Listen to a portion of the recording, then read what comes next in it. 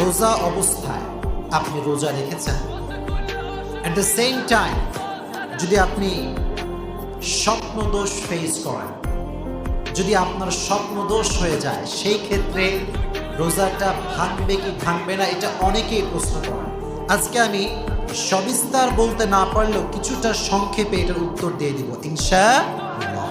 প্রিয় ভাইরা, এই ইহতিলাম বা স্বপ্নদোষ যদি রমজানের রোজা রাখা অবস্থায় কারো হয়ে থাকে, এই সিমেন আউট যদি হয়ে যায়, অর্থাৎ স্বপ্নদোষ আপনার হয়েছে এবং বীর্যপাত হয়েছে, সেক্ষেত্রে ইসলামী শরীয়তের বিধান হচ্ছে আপনার রোজা ভাঙবে না, এটা ভাঙবে না। এর কারণটা হচ্ছে হাদিসের ভিতরে এসেছে রুফি আল কলম আন থালাথা আনিন নাইম হাত্তা ইয়াস্তাইকাযা। শরীয়তের পক্ষ থেকে 3 ব্যক্তিকে ছাড় দেওয়া হয়েছে। 1 নাম্বার ব্যক্তি হচ্ছে সেই ব্যক্তি যে ঘুমিয়ে থাকে, যতক্ষণ পর্যন্ত সে ঘুমিয়ে থাকে তার উপর থেকে শরীয়তের বিধানকে রহিত করে দিয়েছে একজন, তিনি কে? ঘুমন্ত অবস্থায় আমরা ভালো মন্দ কিছু টের পাই না।